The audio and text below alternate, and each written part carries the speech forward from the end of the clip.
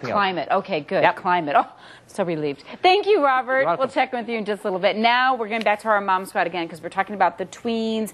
Tweens would be, what, 9, 10, 11, 12, that little age group where they're going. They're not, we know they're not quite teenagers, but sometimes they think they are, right? Is that what you ran into? Well, that is actually one of the biggest struggles with my daughter is that she's alone. I know. I was mortified. And, you know, my daughter came home from school one day and she says, Mom, am I allowed to have a boyfriend? And I said, well, no. You know, you're not dating until you're 16. I said, but you can have a boyfriend at school. Between the hours of 8:15 and 2:45, you can have as many boyfriends as you want. You can have a new one every day, but they're not calling you on the phone. They're not coming to our house, and you're certainly not going anywhere with these boys. So if you want to have, you know, these boyfriends at school, I was, you know, fine with that. Yeah, see, I have a different opinion on that because my son, he was in 4th grade, and he was like, oh, I want to ask this girl out.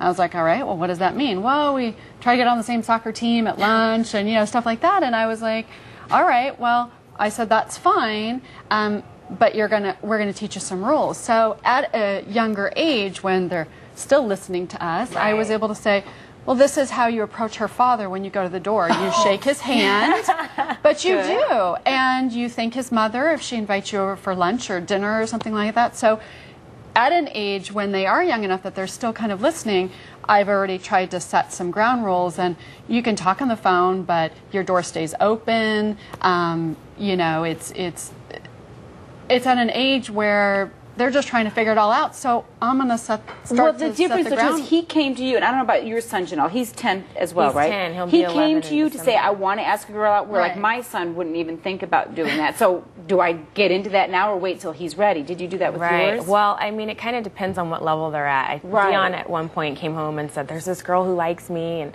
this is her name. And I think I talked before about asking, instead of asking what she looked like and things like that, how are her grades? You know, what is she into sports? You know, things like that I try and make a bigger priority than looks. Right. You know, I found kind of help open that line of communication. But I feel like, just like you were saying, as far as dating and things like that go, I don't want to encourage it. I don't want him to think that it's necessarily okay just yet, because they have no idea what they're doing. They just know that some girl makes them, you know, laugh, or he smells good. That was another thing. He said, yeah, the girl says I always smell good. I was like, well, I'm glad. At least you're taking showers. And, you know, opposite. Right. Should I be worried that mine's not even asking about that stuff yet? I mean, I think everybody matures at a different level. They do. Yeah. He's not even asking. Yeah.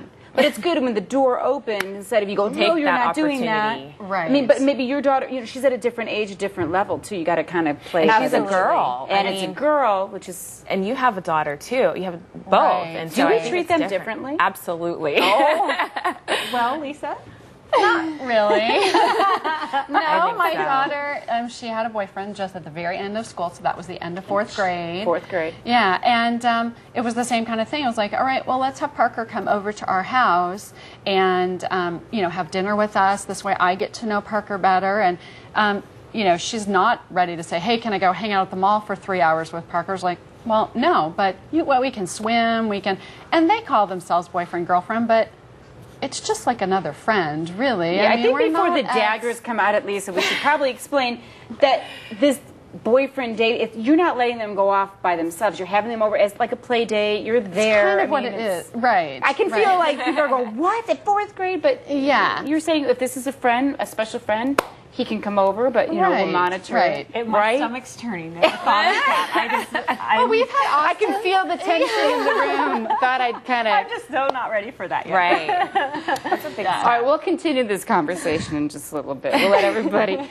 I see everyone's points here. But coming up next.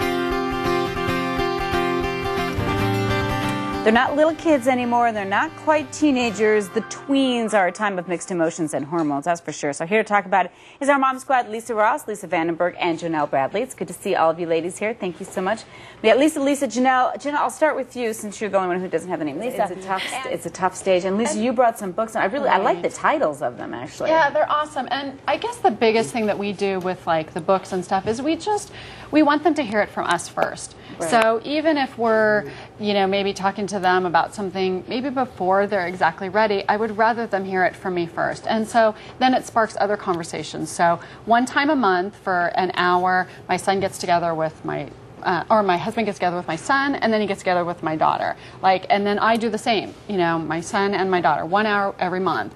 And so we have that time. Just quiet conversation. Yeah, and it's not like going to the movies, going to lunch. It's let's take a walk, let's ride a bike, let's go on a hike, let's do something. So you have that time. You can bring up these topics of, you know, smoking or internet safety or, you know, sexual integrity or, you know, whatever it is that. And you bring it up. You don't allow them. You don't wait for them to bring it up. You bring it up to do it before their friends. Well, unless they have questions. Sometimes, you know, if it's been a rough couple weeks at school or something, and I can sense something is going on with my daughters, like, what's going on? This is just time with just mom. You know, let me know what's going on. Talk to me about it, and just setting up that time. So I'm hoping in these tween years, you know, but then we can have. Look how cute you guys are there. That's a good time to talk to your kids when you're on vacation, just chilling out at the beach. It's a good time to bring up conversations. Absolutely. I've noticed, you know, and just whenever something comes up, whether it's in the news, I'll use that as an opportunity. Good tips. I like the books, too, Preparing Your Son for Every Man's Battle, and same with your daughter for Women's. Awesome books. Good ideas. Oh, look how cute. They're there having fun. Same with you, Lisa, because your daughter. Do you think there's ever a time where it's too soon to start, like, let's say, the talk, to start telling them stuff? I mean, we all had different opinions. Like, do we tell them, okay, at this age, we're going to start telling them all the details? Do we wait for them to ask? I think you can wait for them to ask, but again, I would rather be the first one. So if I'm maybe a year early, I would rather be a year early than be a year late, and they've heard a bunch of stuff that's incorrect anyway from kids or peers, or, I mean, you know, whatever, wherever they're television, wherever they're hearing it. I'm waiting to have that conversation with Jake, and I'm just waiting for the... I mean, you're a nurse, you know. When's the time we're supposed to tell them all that stuff? I mean, the real stuff, the real deal. I think it depends on the child. I mean, if you think that he's really going to freak out and not going to be able to handle the information, then it probably is too early. I mean, well, he's going to be hearing it from his friends. I know that. It's coming up. So. And maybe that, I mean, for some people is the way that they, I mean, for my mom, she definitely wasn't one of those people that went out initially and told me this is what's going to happen. She waited for me to come. And I don't think I turned out too bad. I didn't make too many bad decisions. So it kind of depends on the parent and the child, the maturity level. Yeah, it's a tough one. It's a tough time. Yeah. Thank you, ladies, for sharing some of You're your welcome. stories. I appreciate it. It's tough, raising tweens. Now, if you would like any information that teenagers come, that's even worse. From our Mom Squad, of course, you can find it on azfamily.com/your life. Let's just skip to 24. That'd be That'd be great. Yeah. It'll be interesting. Coming up next.